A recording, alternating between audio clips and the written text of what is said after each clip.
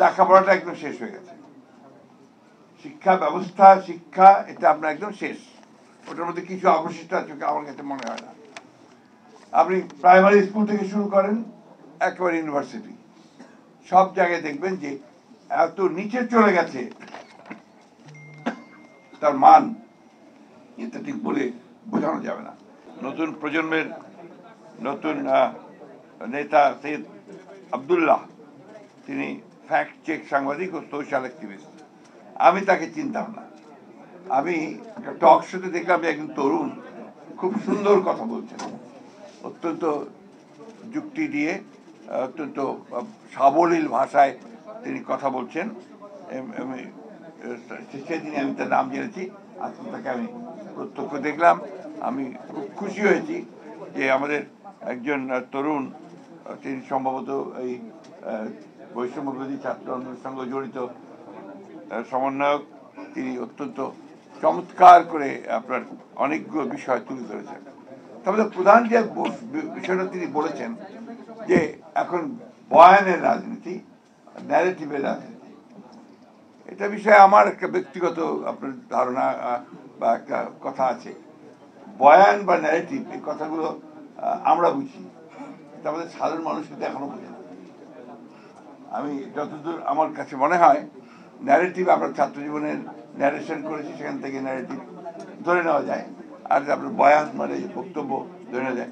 সাধারণ মানুষ এরা কিন্তু বয়ান অথবা আপনার ন্যারেটিভ এই কথা ঠিক অতটা বোঝে না। আরেকটা ক্ষেত্রে যেটা, যে আড্ডা তো আপনার এখন আর এইভাবে হয় না, আড্ডা চলে এসছে এখন আপনার মোবাইলে। এইখানে যে চ্যাট, যেটা আপনার চ্যাটিং হয়, চ্যাটিংটাই হচ্ছে আড্ডা, এবং সেখানে আপনার সবাই যুক্ত হয়। সুতরাং রাজনীতি বলুন, অর্থনীতি বলুন, সমাজ বলুন, সব কিছু এটার মধ্যে চলে এসছে, এই একটা জিনিসের মধ্যে চলে এসছে।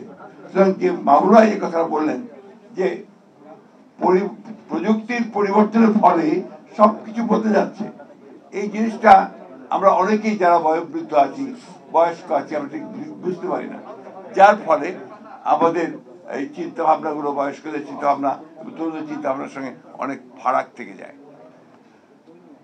আমি মনে করি যে আমাদের বাংলাদেশের অনেক অনেক অনেক সমস্যা, তারপরে প্রধান সমস্যা হলো যে আমাদের লেখাপড়াটা একদম শেষ হয়ে গেছে। শিক্ষা ব্যবস্থা, শিক্ষা এটা আপনার একদম শেষ, ওটার মধ্যে কিছু অবশিষ্ট আছে আমার কাছে মনে হয় না। আপনি প্রাইমারি স্কুল থেকে শুরু করেন একেবারে ইউনিভার্সিটি, সব জায়গায় দেখবেন যে এত নিচে চলে গেছে, তার মান এটা ঠিক বলে বোঝানো যাবে না। ক্যাডেট কলেজের ছাত্র সাইদ আবদুল্লাহ, ক্যাডেট কলেজ হচ্ছে প্রিভিলেজড শিক্ষা প্রতিষ্ঠানের একটা। এই দেশে খুব কম সংখ্যক ছাত্রই সেখানে যাওয়ার সুযোগ পায়, এবং এটা সরকার অনেক অর্থ ব্যয় করে, most privileged. What about the primary schools? একেবারে সে কুড়িগ্রামের চরের উমারির চরের মধ্যে প্রাইমারি স্কুলটা বা হাই স্কুলটা, সেখানে কি শিক্ষা পাচ্ছে, কি ব্যবস্থাটা আছে, সেটা কিন্তু আমরা অনেকেই জানি না।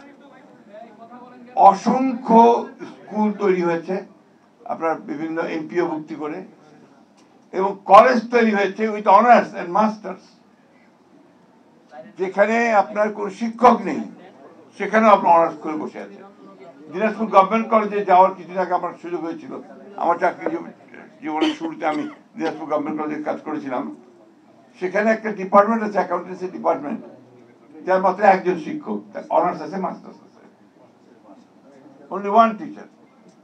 এখন আপনারা বলুন যে এই কলেজগুলোর কি প্রয়োজন আছে? সবাই আর্টস পড়ে, বিএ আর্টস বেশিরভাগ, এবং আপনার যে কমার্স খুব কম ছাত্র পড়ে আজকাল, সায়েন্স তো পড়েই না প্রায়। তাহলে এই যে শুধুমাত্র জেনারেল এডুকেশনে বিএ পাস করাচ্ছেন, তাদেরকে দিয়ে আপনি কি করবেন? তার প্রয়োজনটা কি সমাজে? তার প্রয়োজন কি? কোনো প্রয়োজন নেই। এবং যার ফলে দেখা যাবে যে তার পুরো শিক্ষাটাই ব্যর্থ হয়েছে। এর মধ্যে কি হয়, ছেলেকে লেখাপড়া শেখানোর জন্য বা মেয়েকে লেখাপড়া শেখানোর জন্য ওই বৃদ্ধ মা তার জমিটুকু, সে জমিটা বিক্রি করে ছেলেকে পাঠিয়ে দেন ঢাকায় পড়ার জন্য। সেখান থেকে বিএ পাস করে যায় বা একটা প্রাইভেট ইউনিভার্সিটিকে একটা ডিগ্রি নিয়ে যায়, তারপর চাকরি খুঁজে পায় না। এই যে আপনার সারা দেশে অসংখ্য শিক্ষিত বেকার, এটা তো একটা বড় সমস্যা, এটাকেও কিন্তু আমরা কেউ চিন্তা করছি না। আজকে এই সরকার সংস্কারের কমিশন অনেকগুলো গঠন করেছে, কিন্তু শিক্ষা সংস্কারের কোনো কমিশন হয়নি, যেটা সবচেয়ে আগে প্রয়োজন ছিল, যেটা আমি মনে করি যেটা সবচেয়ে আগে দরকার ছিল। গোটা প্রবলেমগুলোর মূলে ওই জায়গাটাই।